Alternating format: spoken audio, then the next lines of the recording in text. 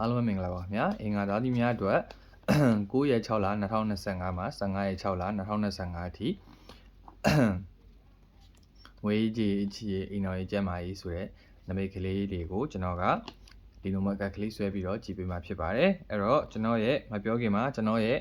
Facebook channel နဲ့ကျွန်တော် YouTube channel လေးကိုလည်းလာပြီးတော့ဖိတ်ခေါ်ဖို့လာလေပြီးဖို့အတွက်ဖိတ်ခေါ်အပ်ပါတယ်ခင်ဗျာအဲ့တော့ကြာလာတဲ့ငွေကြေးကန်လေးကနေစကြည့်ပေးမယ်အင်္ဂါသားသမီးများအတွက်ကြာလာတဲ့ငွေကြေးကန်လေးကတော့ကောင်းလိုင်းစီဆိုတဲ့နမိတ်ပေါ့နော်အဲ့တော့ကန်နံပါတ်29ကောင်းလိုင်းစီဆိုတဲ့နမိတ်ကတော့ငွေကြေးနဲ့ပတ်သက်ပြီးတော့ဒီတစ်ပတ်တာကာလမှာအင်္ဂါသားသမီးများကစိတ်ပူစရာမရှိဘူးပင်ပန်းစရာမရှိဘူးအရာရာအားလုံးအဆင်ပြေလာပြီအောင်မြင်လာပြီဆိုတဲ့နမိတ်ကိုမြင်ရတယ်ဒီဘက်တာကာလမှာကိုကလှုပ်ထားကင်ထားတာအရင်တစ်ပတ်ကငွေကြေးနဲ့ပတ်သက်ပြီးတော့ဒီလိုမျိုးစီးပွားရေးတွေပဲလှုပ်ထားပါတယ်ဆိုလို့ရှိရင်လည်းအဆင်ပြေလာမယ်ဆိုတဲ့နမိတ်ကိုမြင်ရတဲ့အတွက်ကြောင့်မို့လို့ငွေကြေးကန်ကတော့ဒီတစ်ပတ်တာကာလမှာစီးပွားတက်မယ်ဆိုတဲ့နမိတ်မျိုးကိုမြင်ရတယ်ကောင်းပါတယ်အဲ့တော့ငွေကြေးနဲ့ပတ်သက်ပြီးတော့ပို့ပြီးတော့အဆင်ပြေလာစေဖို့အတွက်ပေါ့နော်ကျွန်တော်ရေရီယာလေးပြောငွေကြေးနဲ့ပတ်သက်ပြီးအဆင်ပြေလာစေဖို့ရေရီယာလေးကတော့ကိုယ့်ရဲ့အိမ်ကဖျားမှာပေါ့နော်မဟုတ်လောက်ကောက်6ခုဒါလေးကိုလူတန်းပေးဖို့အတွက်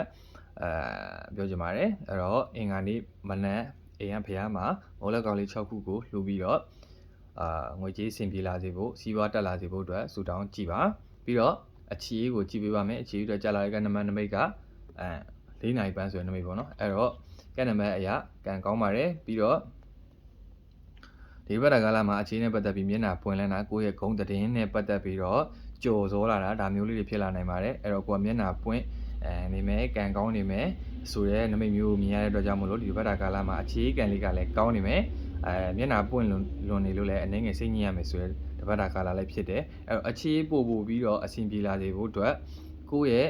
အိမ်ကဖျားမှာ4နာရီကိုဖျားပန်းကပ်ပြီးတော့ဆူတောင်းပေးပါခင်ဗျာအဲ့တော့အိမ်အောင်ရေးနဲ့ပတ်သက်ပြီးအင်္ဂါသားသီးများအတွက်ကြည့်ပေးပါမယ်ကြာလာတဲ့ကဏ္ဍနံပါတ်2မိတ်ကရွက်လီဆိုတဲ့နမိတ်ပေါ့နော်အဲ့တော့အိမ်အောင်ရေးနဲ့ပတ်သက်ပြီးတော့အိမ်အောင်ရေးကစိတ်ဆင်းရဲစရာတိတ်မမြင်အောင်ပေါ့နော်ဒီလိုစိတ်ပျော်ရွှင်စရာလေးစိတ်ချမ်းမြေ့စရာလေးတွေကြုံလာနိုင်တဲ့တပတ်တာကာလဖြစ်တယ်ပြီးတော့တခုတော့ရှိတယ်ဟလိုအိမ်အောင်ဘက်နဲ့ခဏတာခွဲနေရမယ်ဆိုတော့အပတ်ဒီတပတ်တာကာလလေးဖြစ်နေတယ်ပေါ့နော်ဥမာခရီးလေးသွားရတာခီးသွားနေရတဲ့အိမ်အောင်ဘက်ကခီးဝေးရောက်နေတဲ့အလောက်ကခီးဝေးကိုခေါ်သွားရတယ်ဒါမျိုးလေးတွေကြုံလာနိုင်တဲ့တပတ်တာကာလပဲဖြစ်ပါတယ်တိတ်တော့စိတ်ပူဝင်စရာမရှိတဲ့အတွက်ကြောင့်မို့လို့အများကြီးမပြောတော့ပါဘူးအိမ်အောင်ကြီးပုံမှုပြီးတော့ကန်ကောင်းလာစေဖို့အတွက်မြစ်တို့မဟုတ်ချောင်းပေါ့နော်အဲ့လိုရေရှိတဲ့နေရာမှာအုံးဒီတစ်လုံးကိုရေမျောပြီးတော့အိမ်အောင်ကြီးကန်ကောင်းလာစေဖို့အတွက်ဆူတောင်းပေးပါအင်္ဂါသားသမီးများရဲ့တပတ်တာကျမ်းမာရေးကန်ညီမနမိတ်ကလေးကကြောက်စူးဆိုတဲ့နမိတ်အဲ့တော့သတိထားမှာရေသတိထားမယ်အလေးပင်မတာသတိထားမယ်ခါအောက်ပိုင်းပြီးတော့ဒီရေနဲ့ပတ်သက်တဲ့နေရာလေးသွားတာလေးလို့သတိထားမယ်တပတ်တာကာလဖြစ်တဲ့အလေးပင်မတာကိုလည်းအနေငယ်သတိထားမယ်ကာလဖြစ်တဲ့အဲ့တော့ကျမ်းမာရေးအနေနဲ့ကတော့စိတ်ညစ်စရာလေးတွေဖြစ်လာနိုင်တဲ့အတွက်ကြောင့်မလို့သတိထားမှာပါအဲ့တော့ကျမ်းမာရေးမှာ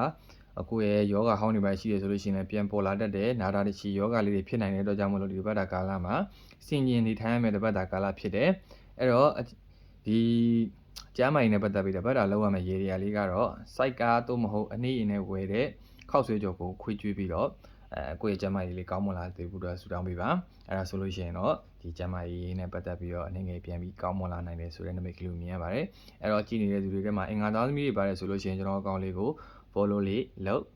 ပြီးရင်အသေးလေးပေး comment လေးရေးပြီး share သွားဖို့လည်းမမေ့ပါနဲ့ကျွန်တော်ရဲ့ channel နှစ်ခုကိုလည်းလာဖို့အတွက်ဖိတ်ခေါ်ပါရခင်ဗျာကျေးဇူးတင်ပါတယ်